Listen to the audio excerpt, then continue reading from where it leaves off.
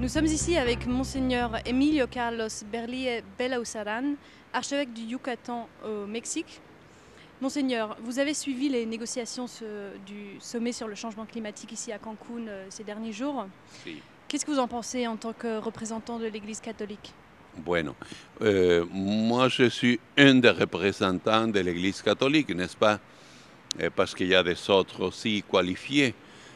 Moi je dois vous dire que je suis très content qu'il y a cette réunion. Je crois que c'est une question à réfléchir et approfondir. Et alors l'unique façon, c'est aller peu à peu, peu à peu. En même temps, je comprends que c'est tout à fait difficile. Pourquoi? Parce que, premièrement, il faut arriver à comprendre parfaitement que la création, c'est une œuvre de Dieu, que ça a été offert à l'homme et que l'homme doit soigner, administrer de cette création. Et malheureusement, quelquefois, on n'arrive pas à faire une administration agréable à Dieu et que soit pour bénéfice des hommes. Alors, c'est pour ça qu'on doit pousser et pousser. Je comprends que ce n'est pas facile d'arriver à des grandes résolutions, surtout si ça doit être avec l'approbation de tous, parce qu'il y a beaucoup de pays, beaucoup d'intérêts, et c'est rudement difficile.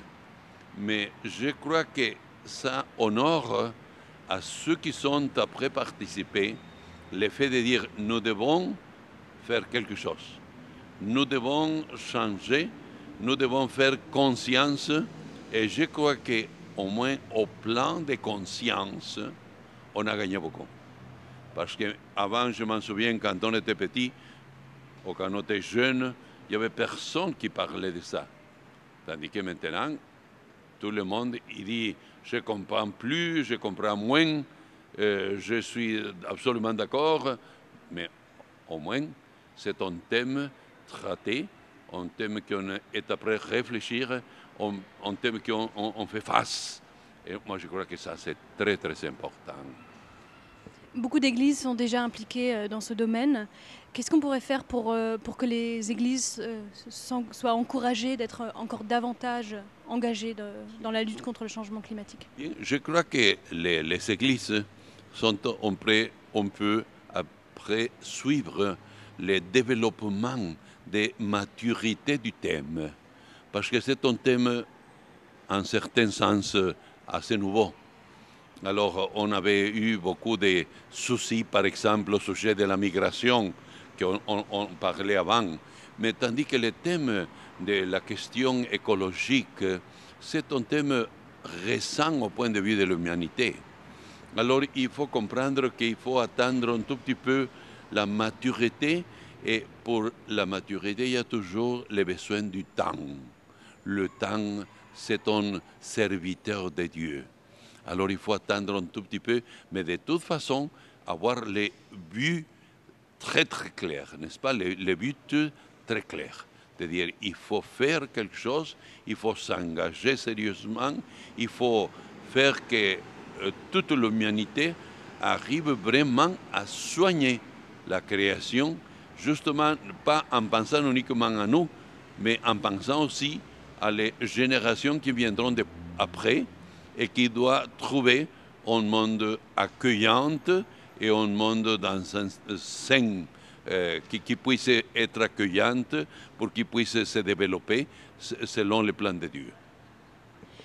Caritas a organisé plusieurs événements pour ce sommet, dont une célébration interreligieuse hier et aujourd'hui la messe que vous venez de fêter pour nous. Quel type d'impact peut avoir ce genre d'événement? Bien, je pense que c'est très utile le fait que l'Église catholique, ensemble des autres églises, est présent. Est présent physiquement à travers de vous. Il y en a des prêtres ici, il y en a des évêques. Il y a une présence que ça veut dire un engagement. Et en même temps, Je crois que ce que nous disait un jour le pape Bénédicte, c'est très important. Non? Le désir et la recherche de la justice. Et le désir et la recherche de respecter l'entourage humain, ce qu'on appelle l'écologie, sans doute, ça aide pour que la personne humaine soit respectée et pour bâtir tous ensemble un monde meilleur, n'est-ce pas? Alors la recherche de la justice et de l'écologie, ça aide pour que l'homme puisse vivre dans un monde meilleur, dans une humanité plus mûre. Et je crois qu'il faut pousser ça parce que ça, c'est quelque chose que Dieu est content de que nous fassions ça. Merci beaucoup pour cette interview.